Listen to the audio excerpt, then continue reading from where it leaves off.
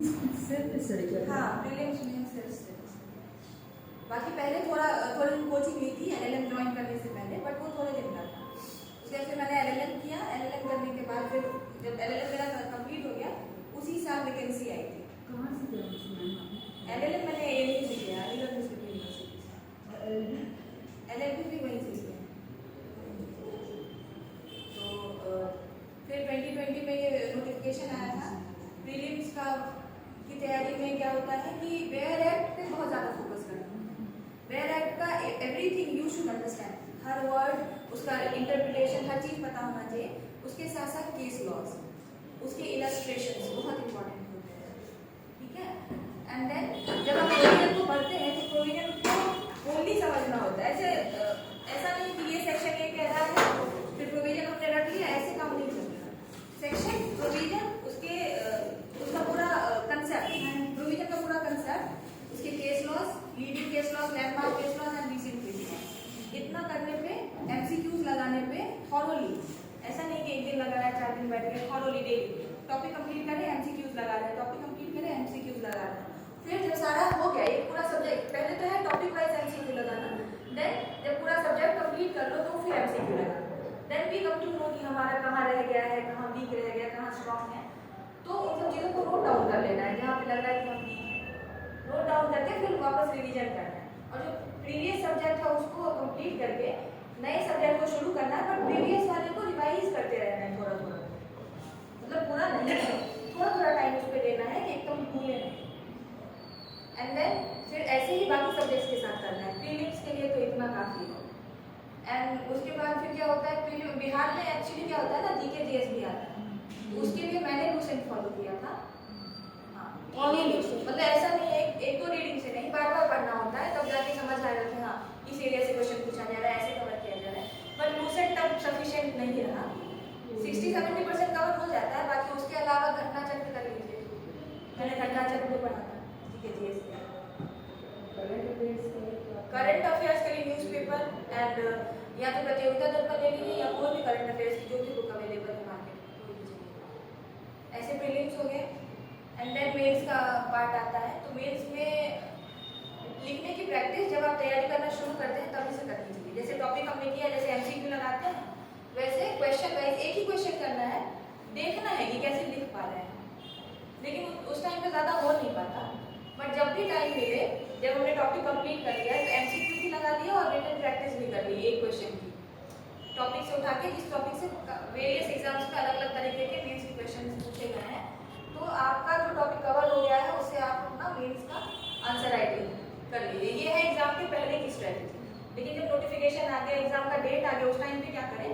तो उस टाइम के लिए मेंस का अगर हो गया, अभी प्री खत्म हो चुका है, मेंस हमारा है सामने, तो उस टाइम पे आप जब भी सब्जेक्ट उठाते हैं, कोई भी अगर सर के नोट्स मिल रहे हैं तो नोट्स को फॉलो करिए, प्लस कोई टॉपिक क्लियर नहीं है तो थोड़ा टेक्स्ट बुक को रेफर कर लीजिए, टेक्स्ट बुक पढ़ लीजिए।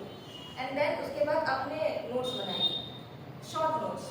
लाइक इतने सारे नोट्स तो एक बार रिवाइज हो नहीं पाएगा, तो अपने नोट्स बनाइए, शॉर्ट नोट्स बना लिया, ताकि एग्जाम के टाइम पे जब हमें पेपर देने जाना है तो उस टाइम हम रिविजन कर सकते हैं उसको आसानी से और जल्दी क्विक रिविजन।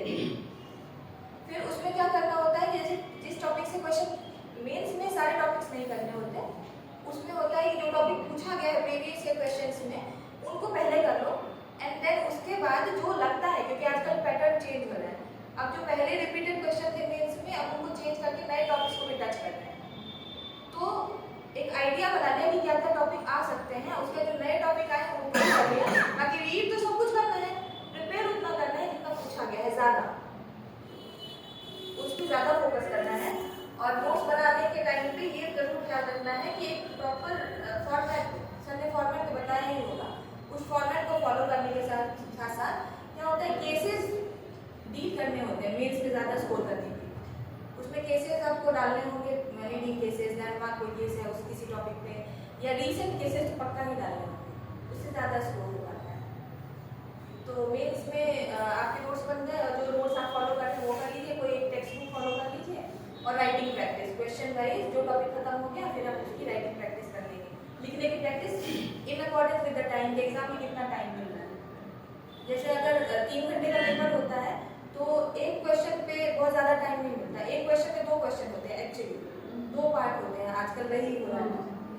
तो उन पे आपको डिवीजन करना है कि एक क्वेश्चन पे आपको सिर्फ 15 मिनट देना है, ऐसा करके फिर तो आपका पेपर छूटेगा नहीं। अगर एक क्वेश्चन पे ज़्यादा टाइम आपने दे दिया, लाइक एक क्वेश्चन 2 पार्ट में है, उस पर हमने ज़्यादा टाइम लगा दिया, काफ़ी बार 40-45 मिनट लग जाते हैं। पहले क्वेश्चन में थोड़ा ज़्यादा टाइम लगता है बट आगे मैनेज हो जाता है। अगर उसको आपने मैनेज करें तो आपके क्वेश्चन छूटेंगे नहीं, और नहीं मैनेज होने पर क्वेश्चन छूटते हैं लास्ट में। तो मेंस का ऐसे हो जाएगा। और इंटरव्यू की प्रिपरेशन के लिए कोई सिलेबस नहीं है, सब कुछ पढ़ना है। कंसेप्ट जितना क्लियर रहेगा, रिवीजन जितना ज़्यादा होगा, इंटरव्यू में चांसेस ज़्यादा होते हैं, क्योंकि इंटरव्यू में सिलेबस है नहीं तो ऐसा लगता है कि पर्सनालिटी टेस्ट है, पर्सनालिटी टेस्ट ऑब्वियसली है बट आपको नॉलेज भी होना चाहिए, तो उसके लिए तो पढ़ना पड़ेगा। जब नॉलेज होगी तभी तो हम फेस कर पाएंगे। तो इसके लिए तो सर के पास आना बहुत ही फ्रूटफुल था कि बार बार हर topic wise, subject wise revision हो पा रहा था। सामने से इंस्टेंटेनियस क्वेश्चन पूछते थे तो तुरंत क्लिक हो रहा था दिमाग में कि हाँ इसका ये आंसर होगा, या अगर आप गलत बोलते हैं तो आपको खुद ही पता चल जाता है कि गलत बोल रहे हैं, फिर उसको आप इम्प्रूव कर सकते हैं, उसको आप अपनी मिस्टेक को करेक्ट कर सकते हैं। तो और उसके साथ इंटरव्यू प्रोग्राम में भी पैनल का करवाते हैं सर लोग, एक पैनल लगवाते हैं, उसमें आपका इंटरव्यू होता है, तो that looks like real interview kind of. तो वहाँ पे आपको फील होगा कि हाँ वहाँ यहाँ जैसा परफॉर्म करें तो वहाँ कैसा परफॉर्मेंस होगा, थोड़ा आइडिया मिल जाता है। तो ये सब चीज़ें बहुत फ्रूटफुल थी इंटरव्यू के दौरान। तो अगर सब आप करें सारी चीज़ों को तो सारी चीज़ें हेल्पफुल रहती हैं। एक इंटरव्यू प्रोग्राम यहाँ मतलब IGP प्रोग्राम 2-4 जगह मैंने ज्वाइन कर रखा था, थॉरोली रेगुलर बेसिस पे यहीं आती थी यहाँ पे पढ़ना। फाइनली जब इंटरव्यू हुआ, फाइनल डे ऑफ इंटरव्यू, तो वहाँ पे इतना प्रैक्टिस हो जाता है ना कि आपको झिझक थोड़ी कम होगी। हाँ, और सर ने भी बोल दिया था कि एक इनका टिप्स रहता था ना, स्माइलिंग फेस होना चाहिए, और डरे भी तो चेहरे पे पता नहीं चलना चाहिए। कितना क्वेश्चन पूछा गया था मैम आपसे? बहुत सारे क्वेश्चन पूछे गए थे।